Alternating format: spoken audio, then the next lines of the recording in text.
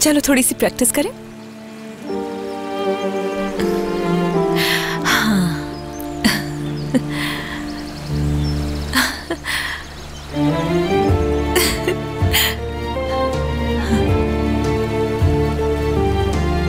बिल्कुल ऐसे। हाँ।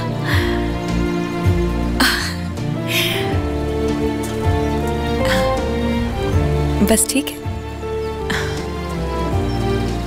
क्या हुआ, थक गए हो? झूठ कह रहे हो।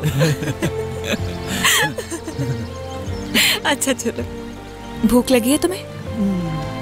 चलो देखते हैं।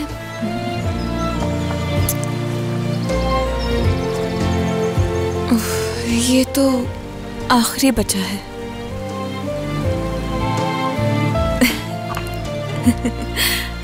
चलो, हम सुबह से इसी जंगल में घूम फिर रहे हैं। चलो अब वापस चलते हैं और वहां जाकर पहले बहुत सारा खाना खाएंगे, ठीक है? और फिर हमें कहाँ जाना होगा ये तो जानते हो।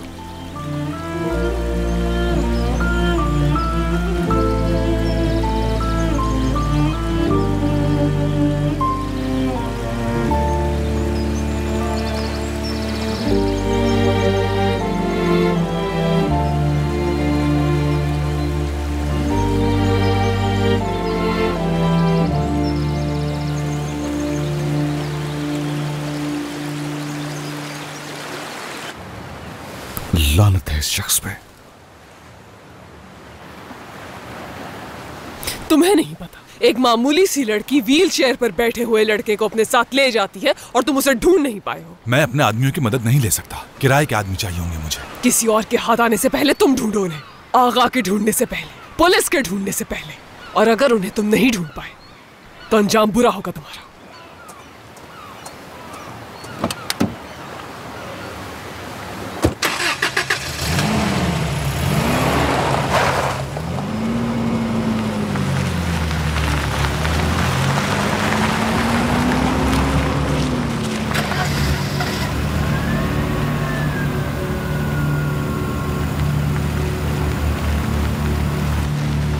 क्या कर रहे हो तुम लोग? एक अपाहज आदमी और उसके साथ एक नर्स, उसे ढूंढ नहीं पा रहे हो? अगर वो ना मिले तो हम मुश्किल में पड़ जाएंगे। बात सुनो मेरी, शहर का कोना कोना छान मारो। धोखा दे रहे हो मेरे बाप को, मेरी माँ के साथ मिले हुए हो। हाँ, लानत है। क्या कर रहे हो? जिस थाली में खाते हो उसी में छेद करते हो। बताओ मुझे, क्या करते फिर रहे हो मॉम के साथ? बताओ मुझे, बताओ जल्दी। कुछ भी नहीं है जान, परेशान मत हो। तुम्हारी दादी गुस्सा है ना, इसलिए कुछ भी कह गई। ठीक से सो भी नहीं पा रही हैं और ठीक से कुछ खा भी नहीं रही हैं वो, इसलिए वो इस तरह की बहकी बहकी बातें कर रही हैं। इसके अलावा और कुछ भी नहीं, इसलिए उनकी बातों पे ज्यादा गौर करने की जरूरत नहीं है तुम्हें। अगर ऐसी कोई बात नहीं है तो आपके हाथ क्यों कांप रहे हैं? क्यों? हाँ, तुम कांपने की बात कर रहे हो। मुझे तो हैरत हो रही है कि अब तक मैं अपने पैरों पर कैसे खड़ी हुई हूं।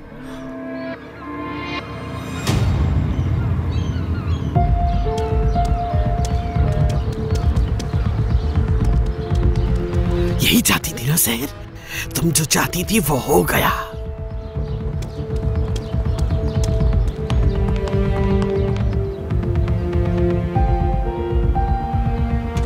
इस तरह देखना बंद करो मुझे मजीद परेशान ना करो, क्योंकि अभी तक मुझे ये नहीं पता कि मेरी बेटी किस हाल में है। कैसे ढूंढूं मैं उसे? अगर आप कहें तो आपका यह मसला मैं हल कर देती हूँ अम्मी जान।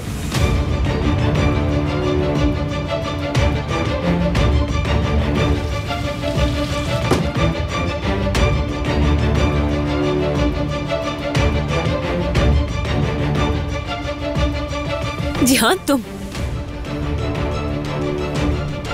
बाहर जाना पसंद करोगे? मुझे अम्मी से कुछ बात करनी है।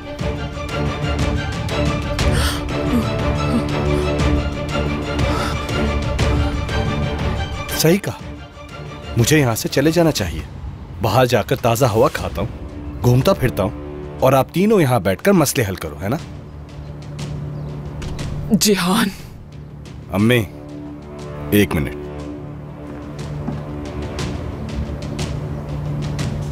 बात सुनो मेरी। ये बात मत भूलो कि मैं भाई हूं तुम्हारा। तुम्हें जो भी बात करनी है मेरे सामने करो। जिहान,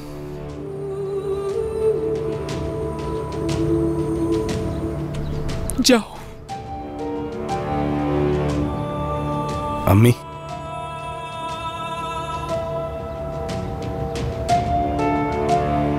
चले जाओ यहां से। जाओ बेटा।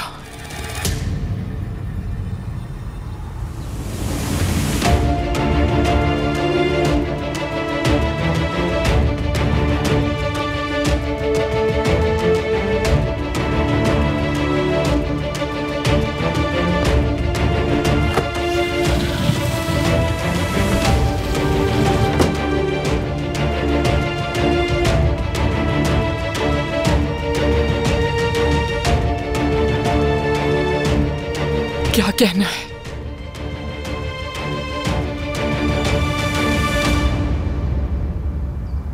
क्या कहना है किरण?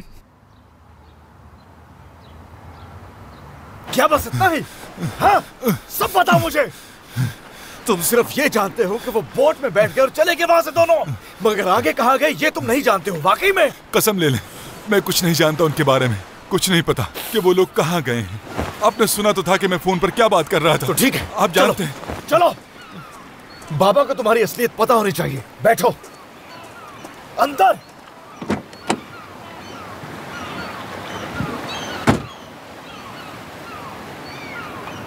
हेलो, बाबा कहाँ है?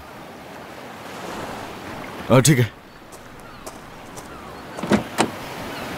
ठीक है।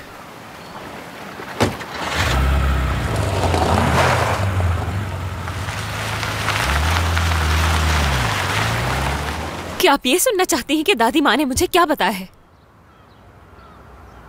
या फिर आप खुद बताना पसंद करेंगी अम्मी? आप मेरी भी माँ थी, लेकिन आपने हमेशा जैमरे का साथ दिया, और अब आपने मेरे शौहर को भगाने में भी उसकी मदद की। माँ बनने वाली हूँ, तरस नहीं आया मुझ पर? आप जो ये रोना रोती है कि मुझे अपनी औलाद की फिक्र है, तो ये ड्रामा बंद करें। सब कुछ आपने खत्म कर दिया है। किरण बेटा, बात सुनो। एक माँ पर क्या क्या गुजरती है इस वक्त तुम नहीं समझ सकती।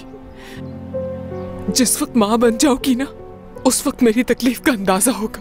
अभी चाहे कितनी कोशिश कर लूं समझाने की, तुम नहीं समझोगी। दादी माँ,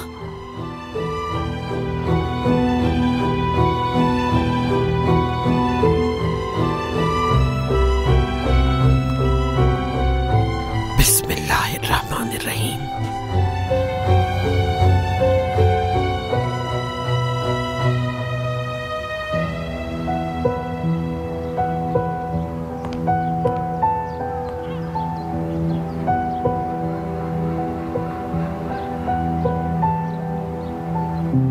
खाएं कसम।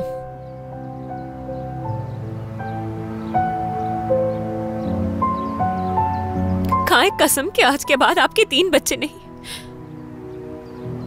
सिर्फ 2 ही बच्चे हैं। सिर्फ एक बेटा और बेटी। खाएं कसम कि आज के बाद आपकी सिर्फ एक ही बेटी है।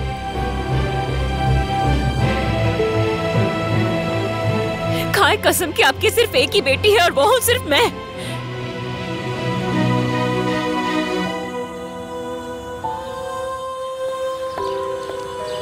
यार उस मैगजीन को पढ़ के मुझे बहुत हंसी आ रही थी, सच कह रही हूँ। हाँ हाँ, तुम भी हंस लो थोड़ा। राहिमा कराची तुम्हें इसकी इजाजत देती है।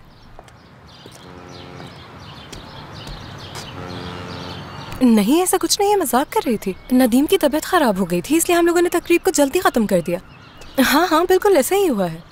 अगर तुम्हें यकीन नहीं आ रहा तो मेरी इंस्टाग्राम स्टोरीज देख लो, बहुत कुछ देखने को मिलेगा तुम लोगों को।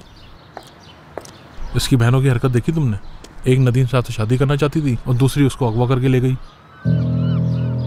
उससे क्या कह रहे हो? जो कहना है मेरे मुंह पे कहो। आओ इधर। हेलो, आपस में लड़ना बंद करो तुम लोग और मुझे ये बताओ, आज मेरी गाड़ी कौन चलाएगा?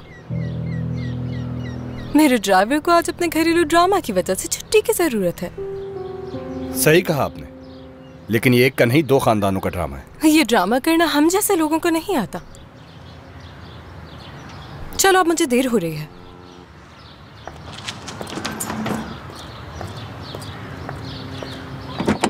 यानी कि तुम? मेरे पास इन फजूल बातों का जवाब नहीं है।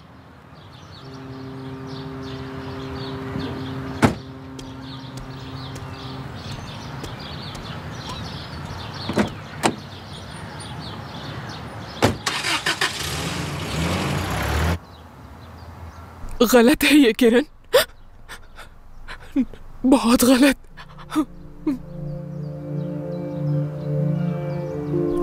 ऐसा हरगिज नहीं कर सकती मैं। तुम जानती हो ना, अल्लाह नाराज होता है ऐसी बातों से। अम्मी इस पर हाथ रखकर जमरे से ताल्लुक खत्म कर दें या फिर कुछ अंदाजा भी है कि तुम क्या कह रही हो? ये एक औलाद के साथ नाइंसाफी होगी। ऐसा जुर्म मैं कैसे कर सकती? आज आपको फैसला करना होगा। कसम खाकर आपको ये फैसला करना होगा, या वो या मैं। हम दोनों में से आपको किसी एक को चुनना होगा अम्मी। किरण, इस तरह कसमें नहीं खाई जाती। कोई भी माँ इस तरह की कसम नहीं खा सकती कि एक औलाद को ज्यादा और दूसरे को कम प्यार दे। एक माँ के लिए उसकी हर औलाद एक जैसी होती है। तो आपने उसमें और मुझ में इतना फर्क क्यों रखा? हमेशा से आप उसे मुझसे ज्यादा प्यार देती आई हैं। क्या अल्लाह इससे नाराज नहीं होता कि एक औलाद को दूसरी पर तरजीह दी जाए? किरण, देखो मेरी बच्ची, ऐसा कुछ नहीं है। इधर आओ मेरे पास।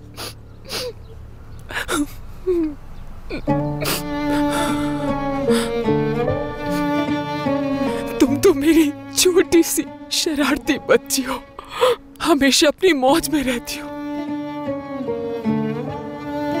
जो गुस्सा, जो जहर तुम उगल रही हो किरण, वो किसी और का दिया हुआ है। इस बात का क्या मतलब है सहर? बात सुनो किरण,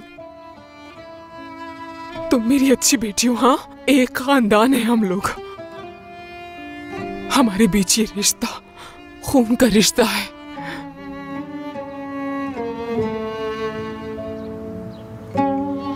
गलतियां तो सबसे हो जाती हैं। इसका हर किसी ये मतलब नहीं कि अपनों से मुंह मोड़ लिया जाए और उनका साथ छोड़ दिया जाए। हम सब एक हैं।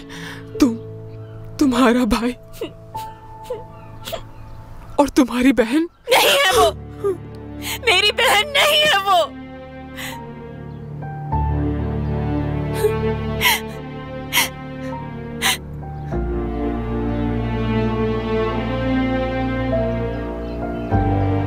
मेरी वो आज के बाद मेरी बहन नहीं। ये मैं। बस एक लफ्ज और नहीं। ये तुम्हारे अल्फाज नहीं हो सकते। ये किसी और की ज़बान है। आप मेरी मां नहीं हो।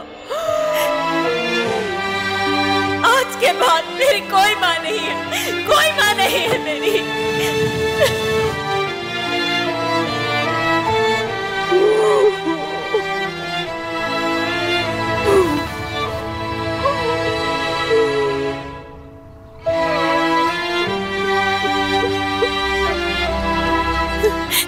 ना मेरी कोई माँ है और ना मेरी कोई बहन। मैं अकेली हूँ, कोई नहीं है मेरा। या अल्लाह रहम कर मुझ पर।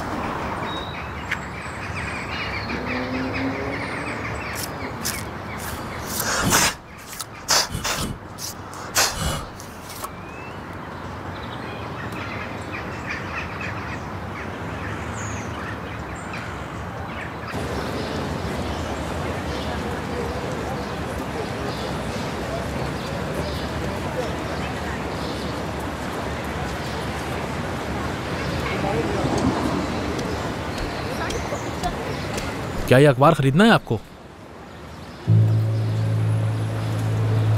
नहीं खरीदना हमें।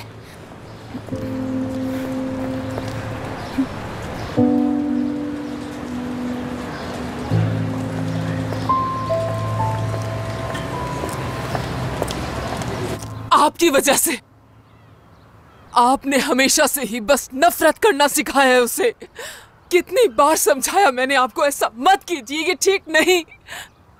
मैं इस वक्त आपके सामने अपने लिए नहीं बल्कि अपनी बेटी के लिए रो रही हूँ। देख लिया ना आज क्या हाल हो गया किरण का। ये सब आपने अपने लिए नहीं, मेरे लिए नहीं, बल्कि किसी और के साथ भी नहीं, अपनी सगी पोती के साथ किया है, जिसका आपको एहसास तक नहीं।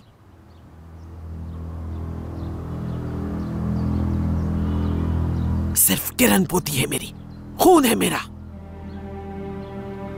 मैंने जो गुनाह किया वो किया, लेकिन जो तुमने किया उसका क्या कहोगी? तुम कौन सी दूध की धुली हो? अगर हम तुमसे कुछ कहते नहीं है तो इसका ये मतलब नहीं है कि तुम सच्चाई को बदल डालोगी।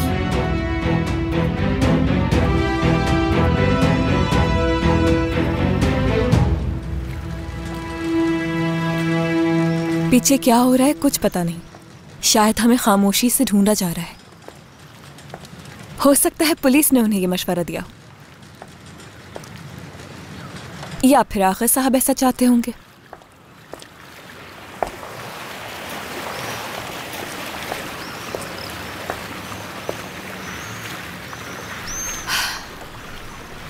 शहनाज के दिमाग में पता नहीं क्या चल रहा होगा। वो जरूर कोई तो मंसूबा बना रही होगी।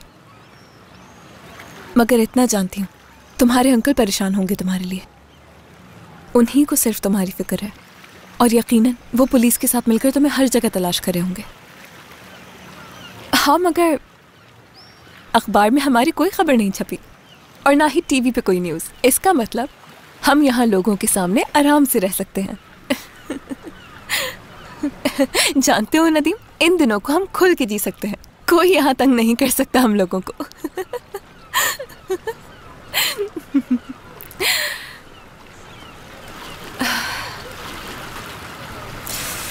अब हमें क्या करना है ये तो तुम जानते हो नदीम।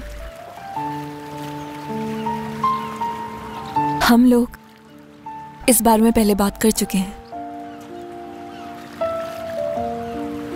हम तुम्हारे अंकल को फोन करेंगे। वो इस वक्त तो यकीन नहीं करते मुझ पर और ना ही बात सुनेंगे मेरी, लेकिन तुम्हें बहुत चाहते हैं। तुम बहुत अजीज हो उन्हें, और आगा साहब तुम्हारे भले के लिए कुछ भी कर सकते हैं, इतना यकीन है। वो लोग तुम्हें जहर दे रहे थे दवाइयों के बदले। उन दवाइयों के बगैर तुम ठीक हो जाओगे, लेकिन कब पता नहीं। तुम्हारे अंकल से थोड़ा वक्त मांगूंगी मैं।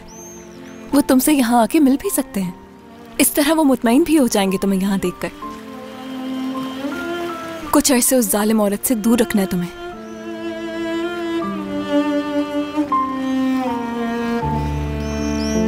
नदीम, हमारे पास सिर्फ यही रास्ता है। हालात इस तरह से हो जाएंगे इस बारे में कभी सोचा नहीं था। हमें तो ये भी नहीं पता कि हम यहाँ जिंदगी कैसे गुजारेंगे, लेकिन फिर भी कुछ ना कुछ करके हम मैनेज कर लेंगे। माफ करना, मैंने तुम्हें भी बहुत बड़ी मुश्किल में डाल दिया है, इसलिए तुम्हारे अंकल से बात करना जरूरी है। हाँ। जानती हूँ कि तुम ऐसा नहीं चाहते हो, मगर हमने अगर उन्हें कॉल ना की तो परेशान हो जाएंगे वो।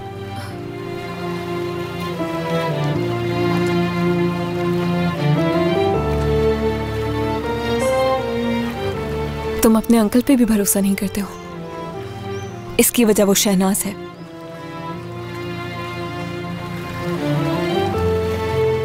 हे नदीम, करा चाय, आंखें खोलो अपनी। हम आजाद हो चुके हैं कराचाय किले से, कोई पाबंदी नहीं है हम पर। हाँ?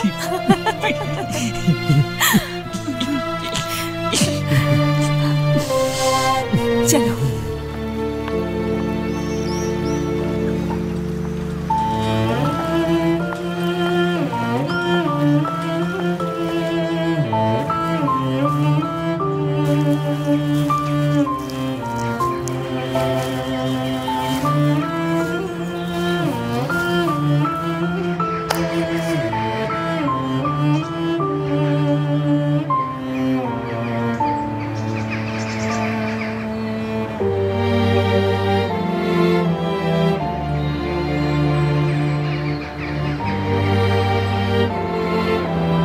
मैंने वही किया जो आपकी मॉम ने कहा। जाहिर है उनका हुक्म तो मानना पड़ेगा, चाहे वो आपकी मॉम का हुक्म हो या फिर आपके डैड का। हाँ, तुमसे जो कहा जाता है वो तुम कर लेते हो, बड़े फर्माबरदार हो। हाँ तो चलो ठीक है, आज मेरे कहने पे तुम बाबा को सब बताओगे। ये शाहीन है ना? जान साहब के साथ क्या कर रहा है? ओ, क्या हो रहा है? हाँ?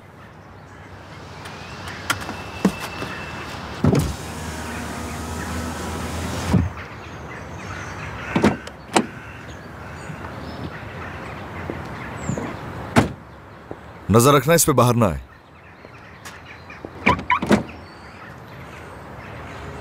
शाहीन, क्या बात है? तुम इनके साथ क्या कर रहे हो? इतनी हिम्मत नहीं मुझ में कि इस कब्र को देखकर कुछ भी बोल सकूं मैं, और ना ही इतना हौसला है कि खामोश रह सकूं। मैं यहां हर बार एक नए मसले के साथ आ जाता हूं। मैं तुम्हारा बेकार नाकारा भाई।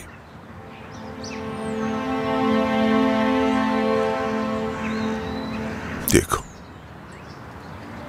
मैं दोबारा यहां सब कुछ बिगड़ जाने के बाद आया हूं। बेबस बैठा हूं आपके सामने।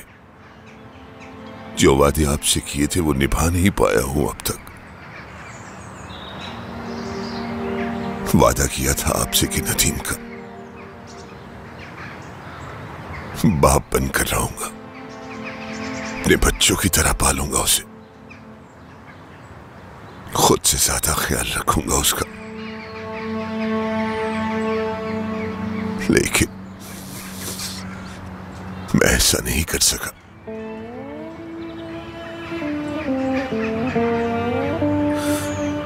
नहीं कर सका मैं भाई। इसके लिए मुझे माफ कर देना भाई। मैं अपना वादा पूरा नहीं कर सका। उठो, उठो ना भाई, उठो भाई, कोसो मुझे।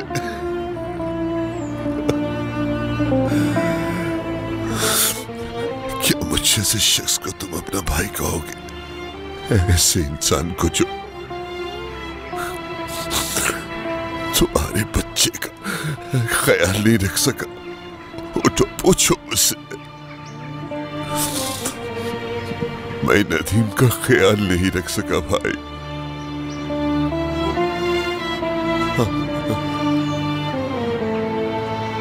मेरी गलती है। मैं उस बच्चे को अपने पैरों पर खड़ा नहीं कर पाया। सब मेरी गलती है।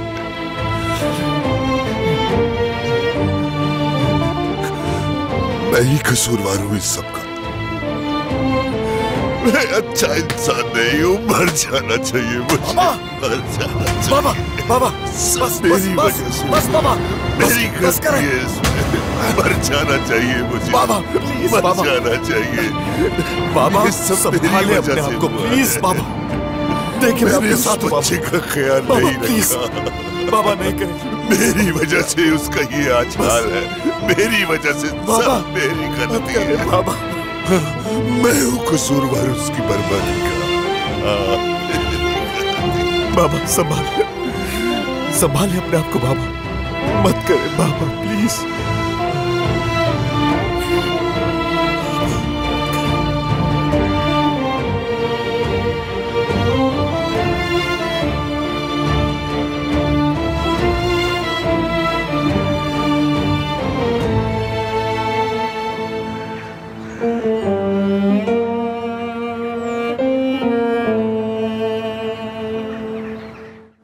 हमेशा आपको मना किया कि ऐसा मत कीजिए, ये ठीक नहीं, लेकिन आपने मेरी एक नहीं सुनी।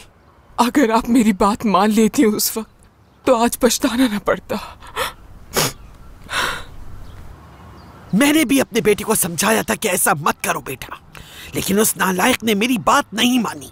मैंने कहा था कि किसी ऐसी औरत से शादी ना करो जो किसी दूसरे के बच्चे की मां बनने वाली हो, लेकिन फिर भी शादी कर ली उसने तुमसे। अगर उस वक्त तुम्हें सहारा ना देता वो, तो हमारी जिंदगी में जो मुसीबतें आई हैं कभी ना आती। उसने मेरा हुक्म पैरों तले रौंद दिया और तुम जैसी बेशरम बेहया से शादी कर ली। बेशरम बेहया नहीं हूं मैं। आइंदा मुझसे जबान संभाल के बात कीजिएगा। मैंने कोई बेहयाई बेशर्मी का काम नहीं किया। सहर भूल गई शायद। इस माशरे में इज्जत मेरे बेटे ने दी है तुम्हें, और फिर देखो उसके साथ क्या हुआ। मौत मुकद्दर बन गई। तुम्हें सहारा दिया, तुम्हारी उस बेटी की परवरिश की, हर वो चीज फराहम की जो वो चाहती थी। घर दिया, बाप का नाम दिया, लेकिन उसने क्या किया? वो रोग बन गई हमारी जिंदगियों का।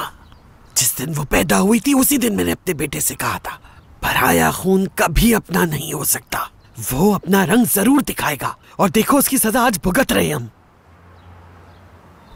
बहुत ही छोटी सोच है।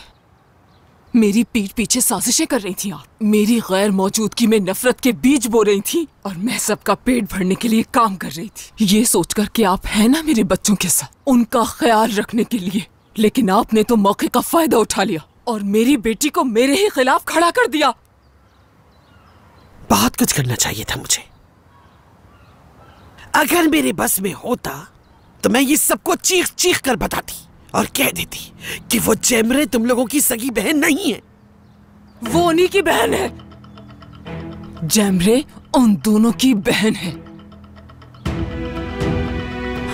अगर उन दोनों के दिमाग में आपने ऐसी कोई भी बात बिठाई तो मैं बता दूं कि मुझसे बुरा कोई नहीं होगा निर्माण साहिबा।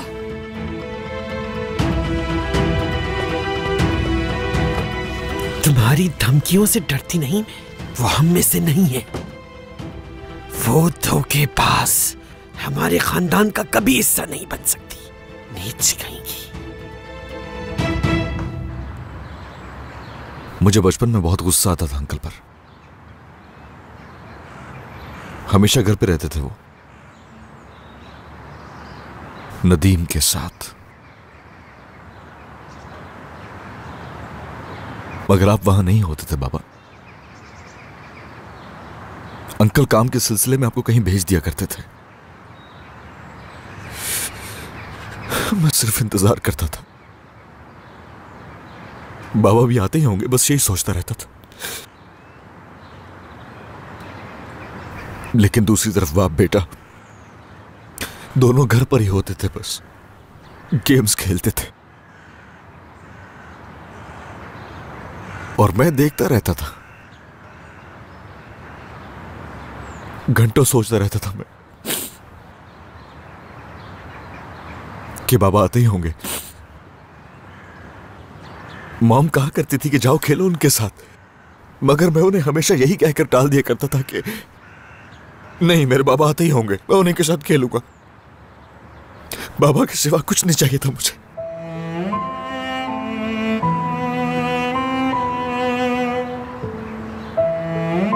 बाबा की जरूरत थी।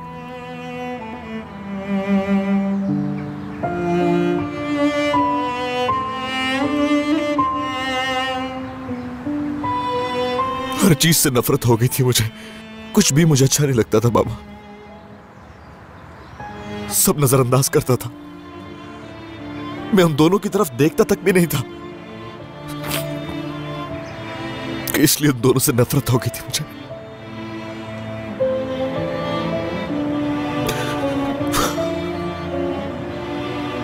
अंकल के इंतकाल के बाद मैंने ख्वाब देखा। ख्वाब में देखता हूं कि मेरी नाराजगी और गुस्से की वजह से अंकल की मौत हुई और वो मेरी वजह से इस दुनिया से चले गए।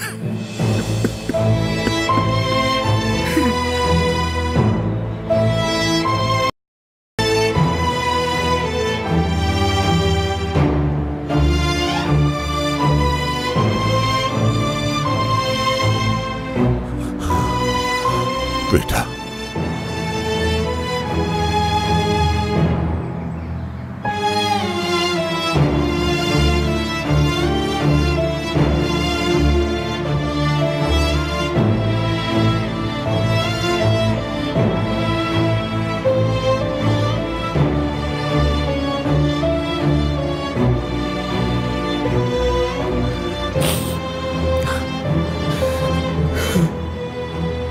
तो इसी वजह से तुम अपने अंकल की कब्र पर नहीं आया करते थे, लेकिन मैं आता था, हमेशा आता था।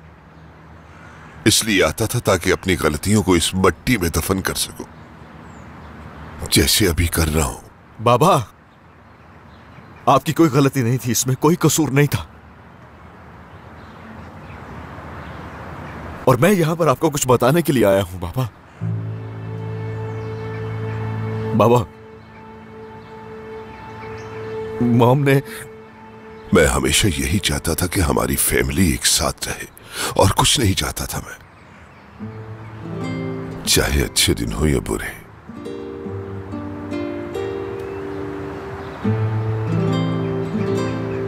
हमारे पास कुछ नहीं था बेटा। मेरे वालिद एक मजदूर थे, सारा दिन की मजदूरी के बाद एक वक्त की रोटी मिल जाती थी।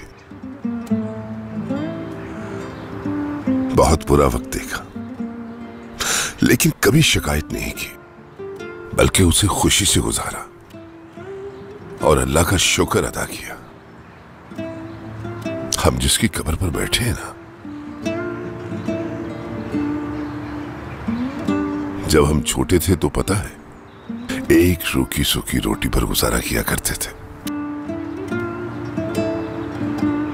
पैसे नहीं हुआ करते थे, लेकिन हम फिर भी खुश थे, क्योंकि एक फैमिली जो थे, एक कमरे में रहते थे, साथ रोते थे, हंसते थे, खेलते थे, खूब मजे करते थे। जानना चाहते हो क्यों? क्योंकि हमारे बीच बहुत प्यार था, एक दूसरे के लिए अपना दिल तक निकाल के रख देते थे। फिर वो वक्त भी गुजर गया, अल्लाह ने अपना कर्म किया और रहमत से नवाज दिया। दौलत तो आ गई, मगर सुकून चला गया।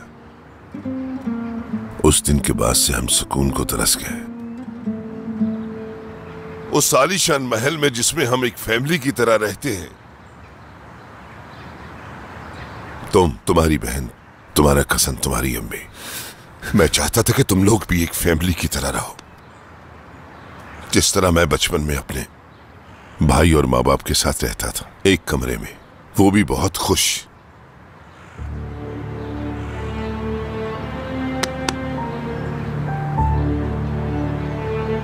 अब हम भी खुश रहेंगे, हंसी खुशी जिंदगी गुजारेंगे जिसका मैं ख्वाब देखता आया हूं हमेशा से। जानते हो यहां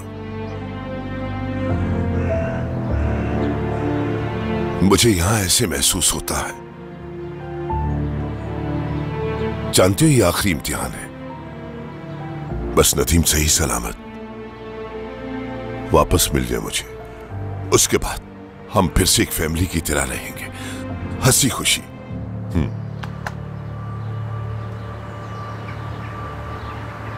हाँ तो क्या कह रहे थे तुम शहनाज के बारे में?